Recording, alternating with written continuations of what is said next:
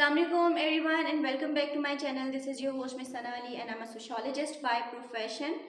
Recently I had started a new chapter of research methods in my YouTube channel on your request and I'm waiting for the feedbacks in the comment section from your side ताकि मुझे भी motivation मिले ना कि आप लोगों को समझ आ रहा है तो मैं और काम करूँ. So today I'm going to talk about an important concept of research which is reliability.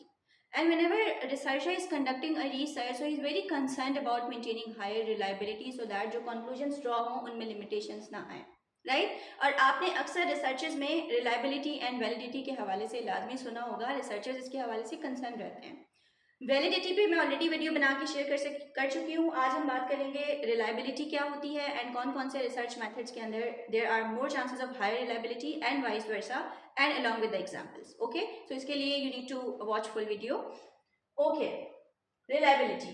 First of all reliability का मतलब क्या होता है कि आपने जो रिसर्च अप्रोच इस्तेमाल की है वो आपके डेटा के लिए कितनी कंसिस्टेंट है.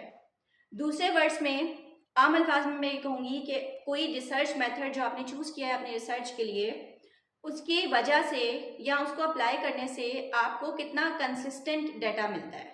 अब कंसिस्टेंट डाटा का क्या मतलब होता है? इसका मतलब होता है कि आप जितनी दफ़ा रिसर्च को रिपीट करें तो आपको एक जैसा डाटा मिले. ऐसा ना हो कि एक दफ़ा कोई और जवाब आ रहे हैं, दूसरी दफ़ा कोई और जवाब आ रहे हैं, तीसरी दफ़ा कोई और जवाब आ रहे हैं, तो डिफरेंट जवाब है ना, तो इसका मतलब रिलायबिलिटी लोअर है. तो रिलायबिलिटी का मतलब है ऐसा रिसर्च मेथड का इस्तेमाल जिससे आपको जो रिजल्ट्स मिलें, जो डाटा मिले बेसिकली वो कंसिस्टेंट हो. अब इसको हम मज़ीद कैसे रिलेट करेंगे? यू रिलेट दैट कि डाटा की जो एक्यूरेसी है वो कैसे चेक होती है. जैसे कि मैंने आपको बताया, इट कैन बी चेक कि जितनी दफ़ा आप रिसर्च को रिपीट करें, जितनी दफ़ा आप डाटा कलेक्शन प्रोसीजर को रिपीट करें, आपको एक जैसा डाटा मिले. It means that there is higher reliability. अब रिलायबिलिटी को आप अटेन कैसे कर सकते हैं? रिलायबिलिटी को अटेन किया जा सकता है बाय अप्लाइंग स्टैंडर्डाइज्ड प्रोसीजर्स, यानी एक ही तरह के प्रोसीजर्स को इस्तेमाल करके, कांस्टेंट प्रोसीजर्स को इस्तेमाल करके जो डाटा कलेक्ट किया जा रहा होता है उसमें चांसेस होते हैं कि जो रिजल्ट्स आपको मिलेंगे वो कंसिस्टेंट होंगे. अच्छा, अब दूसरा पॉइंट कि व्हाट इफ़ हमारे जो आंसर्स हैं जो हमें ऑब्टेन हो रहे हैं वो एक जैसे नहीं है, यानी एट वन टाइम आंसर्स कुछ और हैं, एट अदर टाइम जो हम डाटा कलेक्ट कर रहे हैं उसके आंसर्स कुछ और हैं. इट मीन्स कि जो हमारी रिसर्च है वो अनरिलायबल है. एंड अनरिलायबल रिसर्च में फिर जो आपको कंक्लूजन्स मिलते हैं उनमें लिमिटेशंस होती हैं. कंक्लूजन्स एक्चुअल या राइट ड्रॉ नहीं होते हैं. There are limitations in the conclusions जब आपका डाटा रिलायबल नहीं होता है, राइट. सो रिलायबिलिटी मीन्स एक तरह का डाटा एंड वो कैसे अटेन होता है by using standardised procedures. Now examples discuss करते हैं कि कौन कौन से मेथड्स के अंदर रिलायबिलिटी के चांसेस ज़्यादा होते हैं, किस में कम होते हैं. अगर आप बात करते हैं ना क्वांटिटेटिव रिसर्च की, क्वांटिटेटिव का मतलब क्या होता है? Dealing with numbers.